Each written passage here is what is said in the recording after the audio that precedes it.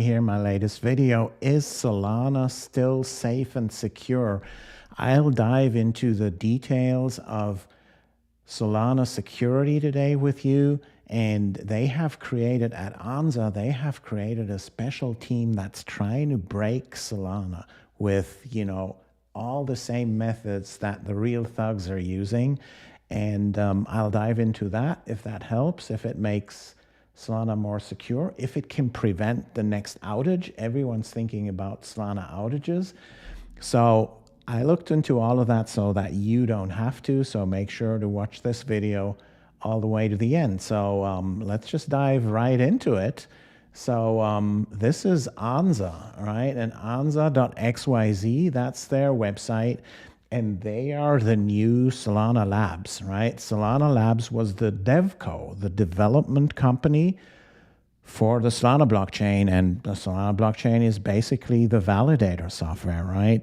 And Solana Labs started in San Francisco, have been doing that for a while. And they spun off another company named Anza. So here it is. Anza is named after that, region in the southwestern United States, and it's all desert themes here, whereas Solana Labs was all, themed for Solana Beach, the beach town in Southern California. So yeah, this is the Anza team, and we here at Xandeum are in contact with them for several things. And here's their website, and they just recently published an article here, and we have that armadillo here, an animal, typical to the southwestern deserts here, and strengthening Solana, the Invalidator team, right? So that's a very new article that came out today, and actually this is all great stuff here, right? And let's dive into it. So you might know Anza as the team behind the Agave client. So they're building that, what's called the Agave client. It used to be called the Labs client. So Anza took over, they developed the Agave client, but they're not just building, they are battling. They've got this in-house team called the Invalidator adversarial team. Think of them as ethical hackers, but for the blockchain. This team was formed after that Solana outage back in February 2024. We all have it in good memory. They saw the need to really push the network, find weak points before the bad guys do.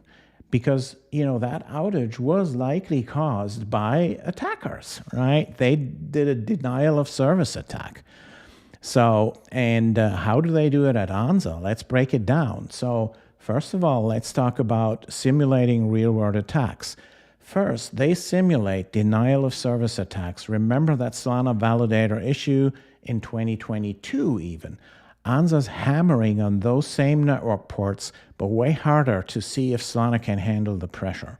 And guess what? It's holding up great, even with all the meme coin craze, right?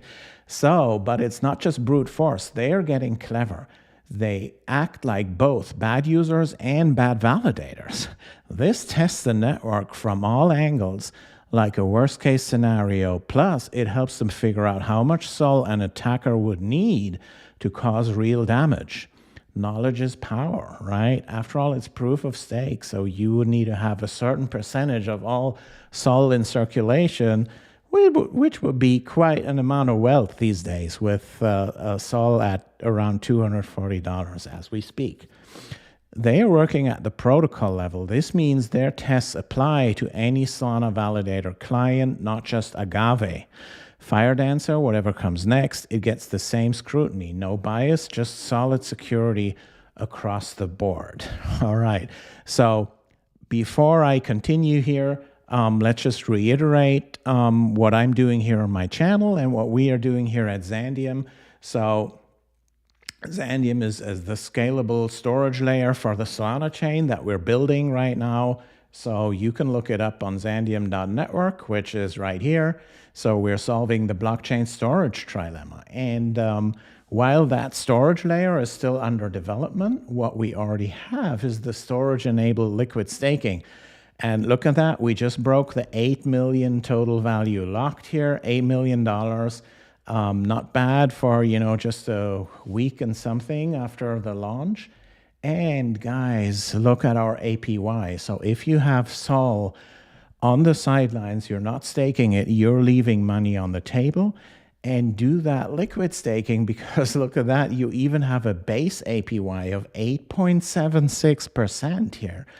So you get 8.76% for staking with our liquid staking platform here, and you get XAND rewards on top of that. So you get XAND tokens, which will give you another 5.18% for a total of 13.94%.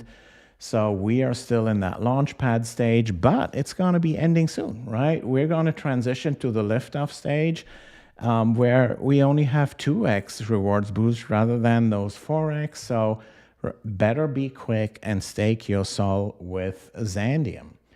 So getting back to Anza and their security team. So economic stress testing, that's something they're also doing. Next up, they're messing with block creation itself. They make these weird, tough blocks that push Solana's economic model to the limit. This helps them figure out how much the network can handle before things get unstable, especially as validators get more powerful and traffic changes. So they're even simulating bad network conditions like packet loss and delays. This shows how Solana behaves when things aren't perfect, so they can find ways to make it happen, to make it even more resilient. And then they do load generation. Now, this is where it gets cool.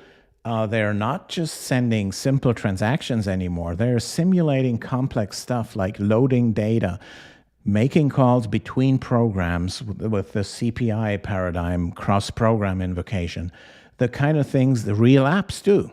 And this helps them understand how Solana handles real-world usage at huge scale. Their goal? To make these tests mirror real Solana traffic. That way, when new features come out, they'll already be battle-tested against the most realistic attacks possible.